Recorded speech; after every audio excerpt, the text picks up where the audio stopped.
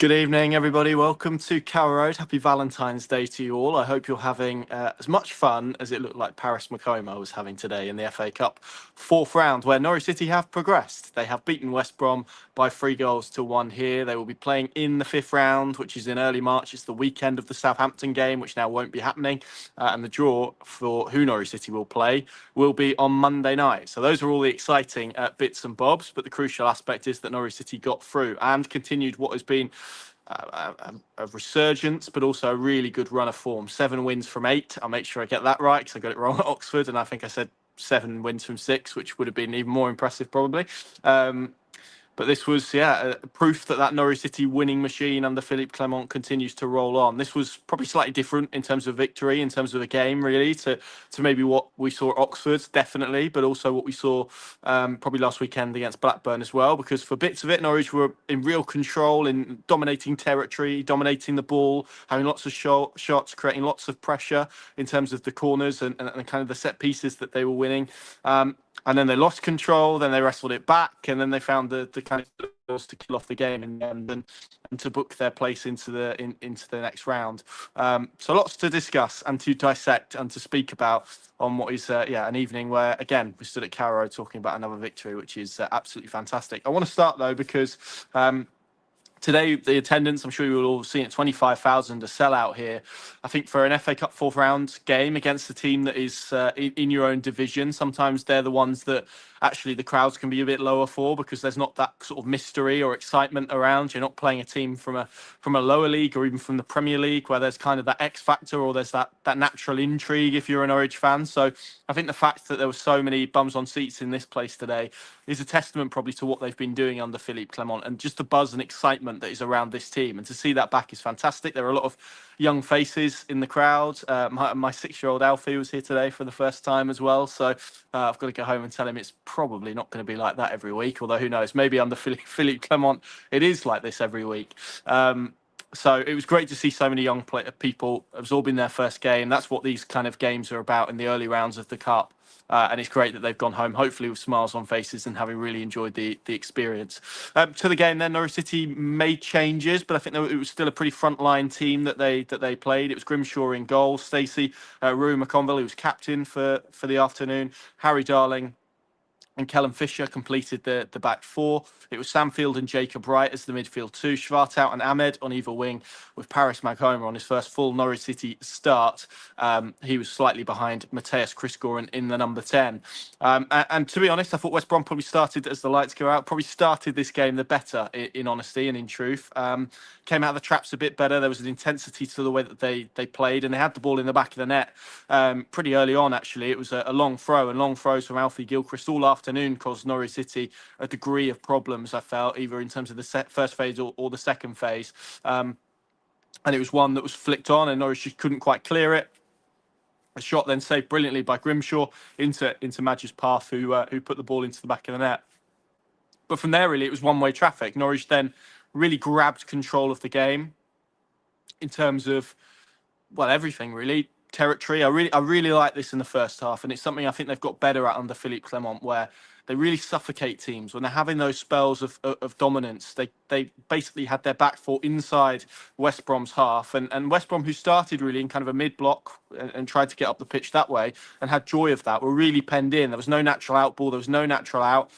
They were quite narrow, so Norwich could work the sides and stretch and really kind of put them on the ropes, essentially. And then it was about trying to deliver the shots that would be able to kind of break the deadlock. They got Matthias Christgården, who I thought was really good today in terms of the positioning and the intelligence that he has as a striker to find little pockets and just manages to kind of evade defenders by going on their wrong side or just kind of slipping off them. And then you need quality of service, obviously, to get them in. I think this is a general theme of Norwich City at the moment, irrespective of who's playing up front. That supply line, that service line is much better and much more frequent. And strikers are now in a position where they're getting supplied and getting chances in front of goal, which is really encouraging. So he had a couple of sighters. The best of those came when Jacob Wright slotted him in on the right side, and his shot just across goal was kind of beaten away by Josh Griffiths. Norwich were just piling on the pressure in terms of the way that they were moving the ball. They ended the first half with 70% possession. They had 14 shots on goal, 4 on target. I think it was they must have had about 8-9 corners in that time. just so dominant and just so controlled in that first half. And the goal, perhaps quite aptly for Valentine's Day, was a corner from Jacob Wright, brilliantly to that post. It was Darling to Paris to goal. So from Paris with love, etc. I think that's probably going to be our podcast title later, to give you a little bit of a spoiler. That put Norwich City deservedly ahead, I felt, at half time. I felt they probably, if we're being super picky about it, I think they had enough opportunities and enough moments there that they created that they could have been sort of more in the ascendancy, more comfortable heading into the break. And at half time, as you'd expect, West Brom tweaked it. There was a change of goalkeeper. Josh Griffiths came off. Max O'Leary came on. Didn't make a huge difference, but the one that did was Alex Mowat coming into the midfield. Just offered a bit more guile, a bit more experience. They changed their shape a little bit. They changed their press a little bit. They engaged with Norwich much higher up the pitch. And they began to have real joy. And actually, having been in such control in the opening period of the ball, of the territory, of the opportunities, Norwich didn't have that same rhythm about them, that same ability to kind of grab it and string passes together and starve West Brom of the ball. In fact, it was probably West Brom who were in the ascendancy at that stage and creating more opportunities. Again, they had another long throw that was ruled out for offside. Similar situation, Bostock with the shot, Grimshaw with the save, Madger with the finish, but Madger was offside. Then they did equalise. Slimani and Toure came on and about the hour mark. Slimani tried to play a ball forward into Toure, who just wasn't ready for it and played it first time. I think he was probably expecting Slimani to take a touch and then kind of feed him in behind so he could stretch the play. And Slimani tried to look for him for feet. That was cleared, and it was a lovely ball from Diakite through to Josh Madger. Really deft finish over Dan Grimshaw, lifted it over him, chip style into the back of the net for 1-1. And to be honest, at that stage, it kind of felt like Norwich were on course to lose this game. And I think in many ways it kind of encapsulates their growth and how much they've improved under Philippe Clement. Because if this was a game that wasn't being played in February, but was being played in October, or was being played in September, or being played in November, the adversity that Norwich City had in that moment, and actually for periods of the second half where they struggled to get a grip, and it felt like they were on the ropes as opposed to maybe what they created in the first half. I think we all know how that would have gone earlier in the season. They'd have collapsed, they'd have folded, they'd have lost the game. And they didn't do that. There was a really good opportunity actually at 1-0, which kind of I felt kind of shifted the momentum a little bit, where Oscar Stratau has done so well from a West Brom corner to burst free and just run about 80 yards up the pitch. And it's a delightful ball across to Jacob Wright, and O'Leary smothered it. And then it was about West Brom from there growing in the game and feeling their way in the game before that inevitable equaliser. And yeah, as I said, that kind of ability to roll with the punches, to take punches, to absorb pressure, is a newfound characteristic in this Norwich team under Philippe Clement. We certainly didn't see it in the early iteration under Liam Manning. They would fold and collapse. This time they do have answers. They are able to defend for periods and kind of. And this has been one of the big improvements for me under Philippe Clement. That ability to kind of ride games out and ride through tough periods in games and stay in games and stay competitive even when they're not necessarily the best side. It's unrealistic, I think, when you, be it in the FA Cup, be it in the Championship, when you play teams that are much of a muchness, to expect to dominate for 90 minutes is not realistic. So you have to have moments where the ebb and flow of the game is slightly different, and you have to be more defensively minded, and they defend in a 4-4-2 block, and they're narrow and they're well structured, and that makes them incredibly hard to kind of engineer opportunities against. And for all of West Brom's pressure, bar the Madger opportunity, there wasn't too much that Grimshaw had to do in terms of saves. There was one from the edge of the box that got saved, and a couple of other moments, but nothing in terms of too clear cut. And then actually it was Norwich City who just found that extra gear and that bit of quality to win the game. Jacob Wright, who I thought was excellent today, steps in, intercepts the ball, finds Anis Ben Slimani.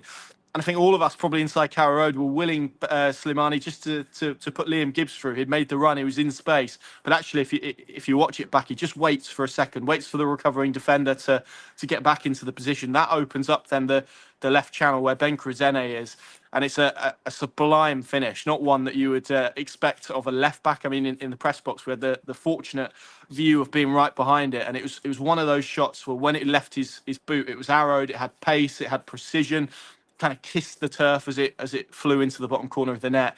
It kind of felt inevitable that was going to end as a goal. Wonderful strike.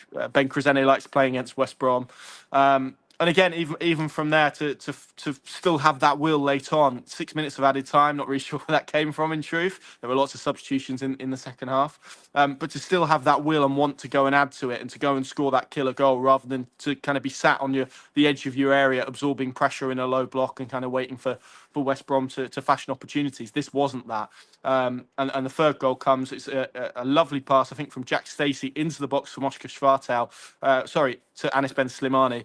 I don't know if it was Anis Ben Slimani, if it was Dennis Bergkamp. He takes it on his chest, he flicks it over the defender, he nods it across, and who else is there but Mo Toure to nod the ball into the back of the net. And I couldn't help but think about Matthias Christgården at that moment in terms of all the industry, all the work that he'd done in that first half, some really good opportunities, but probably just needed that opportunity to fall for him and to get that goal and to kick him on. But yeah, for Mo Toure, 5 in 3 games. I think it's a goal like something stupid like every 29 minutes for him at the moment on the football pitch, which is absolutely remarkable. And it's not luck that those opportunities are falling for him either. It's not luck that he's scoring tap-ins. That's the mark of good positioning as a striker, of smelling where the ball might pop up and being alive and alert. He's so quick over kind of 1-2 yards to get to balls and to react quickly. And that's such a key characteristic as a striker, then to be able to apply the finish. And yeah, O'Leary got a touch on it, but not enough, and it just bounced over the line to book Norwich City's place into the 5th round. So that's how it unfolded this afternoon. Lots of really good stuff in there, lots of really good bits, 2 very different halves. But I think in many ways, Philippe Clement will probably leave Carrow Road feeling quite content about both of them and the different faces that his side showed. One in the first half, able to kind of dominate, particularly at home, the ball, the territory, and then fashion opportunities out of that. And then the second half probably about riding a little bit more pressure and adversity and still being able to find that kind of extra gear and yeah, ability to kind of push the accelerator down to find a way to win the game. And I think that encapsulates and wraps up where Norwich City are at the moment. They are a team with a winning momentum. It feels like a winning culture as well. It feels like a team that is kind of finding ways to win games as opposed to finding ways to lose them earlier on in the campaign.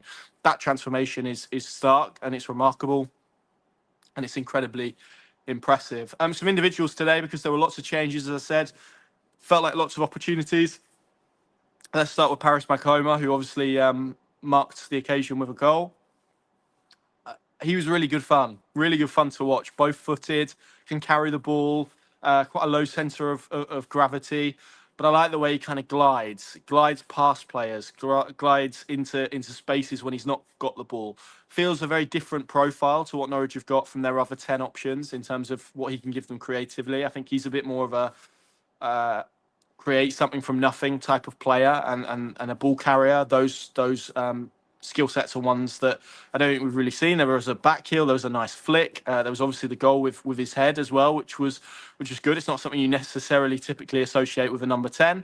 And he was just good fun. And I think if he can continue those levels and take them into Championship football, we're all going to have good fun watching him. I think he's one of those players that kind of gets you on the edge of your seat. I think in terms of technically and creatively, there was a lovely pass in the first half that he lofted over that Christgården latched onto, and his shot was then blocked, I think, by Charlie Taylor. There was some nice moments and combinations in and around the box that were really impressive, and just early signs, I think, that there's a real talent and prospect in there that if Norwich City can keep fit, build up, and hopefully make a little bit more durable, that there's going to be a lot of excitement to see how he could evolve and how he could play. Of course, his kind of situation is at the moment he's behind someone who's banging form, and Anis Ben Slimani came on and grabs 2 assists and 2 excellent assists as well in the way that he did that. So he might well have to be patient in terms of his opportunity in the Championship, but I think in terms of the raw materials, looks a really exciting one for kind of the long term, which is good. Mentioned Matthias Christgården. I thought it was a good afternoon for him in terms of him proving. And I think what it is, and I wrote about this morning in my column, he's a very different profile when you look at the strikers that Philippe Clement wants to play. Started with Sargent, Makama, Toure. They give you the option to go direct. Christgården just isn't that by nature of what he is. He's intelligent. He reminds me a little bit of Temu Pukki in terms of the space he occupies and its kind of quickness of thought rather than perhaps that physical space and power that we see from Norwich City's other options. But in these type of games, particularly first half, where there's a lot of possession, it's about clever movements and kind of penalty box aspects. I think there's a lot to like and work with there. So hopefully he will get more minutes between now and and the end of the season. Jacob Wright, I thought was really good today. Should have scored in the second half. But a lot more kind of the gritty stuff, the off the ball stuff to accompany kind of the passing elements that we know he brings to it. I thought him and Stanfield worked quite well in the first half. I thought they struggled a little bit more to get a grip of that midfield in the second. Oscar Strata was good again, a little bit of worry around him with a hamstring injury. He kind of went off feeling the back of his leg, which is never a good sign. So hopefully that's not one to worry about. We saw Kenny McLean come on the right wing, which was interesting. Callum Fisher did well at left back today. So yeah, lots to like, I think, from this, as I said, and just a good win and another win that keeps that momentum and keeps them going ahead of obviously a Carrow Road Championship double next week, Birmingham and Sheffield Wednesday here to come, where they'll be looking to get even more points to kind of so we can keep looking upwards in the Championship table. As I said, the fifth round draw is on Monday night ahead of whatever that game is there, Wigan Arsenal, I think maybe. Judging by what they've had in the first two rounds, it feels like if Wolves progress against Grimsby, they're probably a candidate. We've had in the third round and the fourth round, two teams from the Midlands beginning with W. So maybe we need to complete the set with a third. But I think it's incredibly exciting. I would be quite intrigued to see Norwich City play a Premier League team here, and by I don't mean like top level Man City, Arsenal, Chelsea, although that would be good fun, I guess. I'm talking like a Wolves, like a Fulham, like those teams that are kind of in that mid pack, bottom pack of the Premier League, to see how close Norwich City could get to them. But equally, I think if you could get Mansfield at home, who've had a brilliant win over Burnley, not that would be an easy tie by any stretch of the imagination, but it would give you an opportunity then to get to the quarterfinals. And I go back to that COVID campaign where this place was robbed of a quarterfinal against Manchester United, and it would have been the first one in decades, and the place would have been bouncing. So I think it would be really nice to see Norwich, whoever they get, really make a claim to try and push into the quarterfinals and to maybe get that moment here that we didn't get as well. But under Philippe Clement and the way they're playing at the moment, you'd back them to give anyone a game. So that's the exciting aspect of it, and we'll see who they get and how it all unfolds. Pinkin.com, the way to go. The place to go for all the analysis and coverage to this game. Me and Paddy are about to head up the hill to record a podcast. Enjoy the rest of your Valentine's Day. I hope you're being spoilt or are spoiling either way. And I'm sure this result will help share the love around. And as I said from the start, from Paris with love indeed, from Carrow Road. Thank you very much for watching. Catch you again soon. Bye bye.